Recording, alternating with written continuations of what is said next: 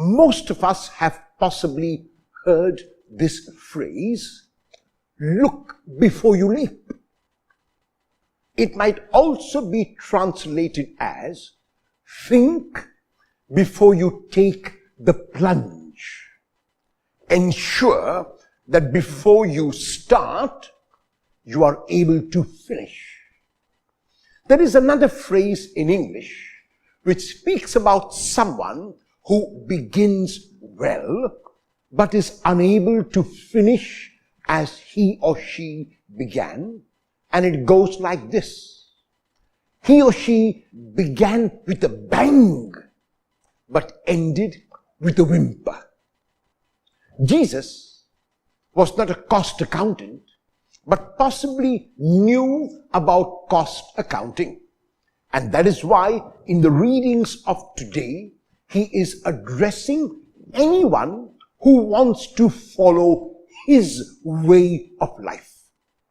What is the way of life of Jesus? The way of life of Jesus is a life of sacrifice, where a person regards him or herself as less than others, where a person considers and thinks about others before he or she thinks of himself. The way of life of Jesus is a way of giving even when one has very little to give. It is a way of serving and not wanting to be served. It is a way of humility and not of domination. It is a way where authority is not exercised as a person from on high, but authority is reaching out in love. This is the way to which Jesus invites anyone who wants to follow him. And this way, Jesus says, is not an easy way. Because the way of the world is a way of selfishness. The way of the world is a way of self-centeredness. The way of the world is saying that the more you have, the more you accumulate, the more you possess, the more you are regarded in society.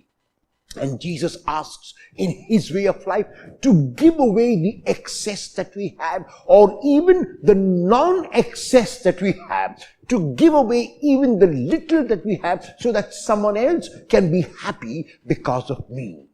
And that is why when he invites people to follow him, he gives two examples. And the first is of someone who wanted to build a home. In today's level in India, it's not easy for people to own homes of their own. We have to take a bank loan, for example. We have to ensure that we get a loan from the company in which we are working, for example. However, while one might take the loan from the bank or the company or another financial institution, what one has to regard before taking the loan is whether one can repay that loan. Otherwise, the house is confiscated. Otherwise, we have nothing, and the money that we have paid is lost. The same example is given by Jesus about a person who intends to build a tower. And the person who intends to build a tower must first sit down and ask him or herself whether he or she has the money, the wherewithal to do what has to be done. Otherwise, the person starts building, lays the foundation, and the tower comes up only slightly, and the person realizes that he doesn't have what it takes, and so has to abandon that project. Not only is the money which was invested lost, but people will look at that person as someone who could not complete what he or she began. He also gives another example of a king who wants to wage war with another king. The king who wants to wage war has to sit down and ask whether he has enough resources, enough soldiers, enough men to fight with the other king and to win. If he does not, then this king sends an emissary to sue for peace. In other words, Jesus is inviting anyone who would come after him to first discern. The word discernment is a word which is extremely important to understand the following of Jesus. What does it mean to discern? It means, first of all, that when I have to make a choice about two goods, even about something which is good and not so good, then I ask God for the gift of openness. I ask God for the gift of listening to His word. I ask God for the gift of wisdom. Our Blessed Mother Mary was a beautiful example of this openness. When the angel announced to her that she was to be the mother of God, her response was openness, and her final response was, I am the handmaid of the Lord. Let what you have said be done unto me. You notice? Mary is not simply saying that she will be open to God. She is not simply saying that she will cooperate with God. Mary is saying that she will let God do in her. Because when God acts in and through her, her actions will not merely be efficient actions, but efficacious as well. So this is the first step in this process of discernment, where I pray for God's gift of openness, for God's gift of wisdom. The second step is I look at the positives of the decision that I am to make. Let us say that I have to change my job. I look at the positives of this new job. The timings are better. The salary is more. The workplace is closer to my home. It seems that the colleagues are more friendly. The environment in the office is beautiful. These are the positives. These are the advantages. I look at them and I put them down on a sheet of paper.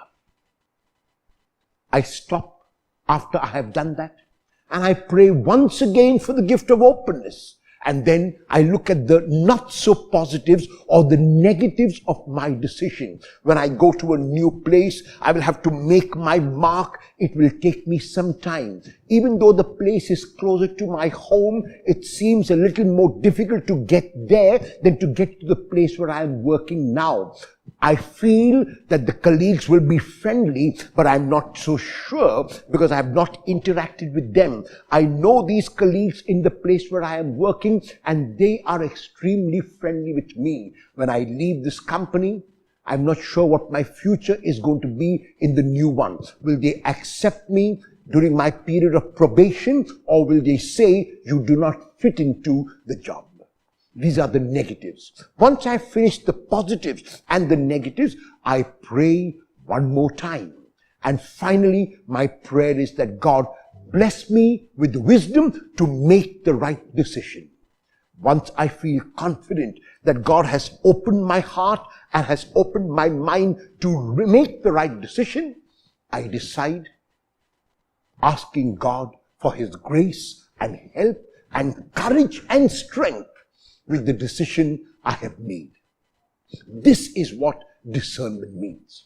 And especially when we have to make important decisions in our lives, like following the way of Jesus, like the way of selflessness, like the way of giving, like the way of love, we have to make this discernment. We have to stop and ask ourselves whether we will be able to persevere and continue. It is easy to follow Jesus for a day. It is easy to follow Jesus partially. It is easy to follow Jesus on our terms. But to follow Him consistently and perseveringly, to follow Jesus without counting the cost, to follow Jesus not on my terms but on His terms, requires discernment. And so the readings of today are calling for wisdom, are calling for discernment before we make a decision. Do I have the wherewithal to follow a life of selflessness? Do I have the capital to follow a life of giving? Am I confident, courageous, and strengthened enough that I can follow Jesus on His way?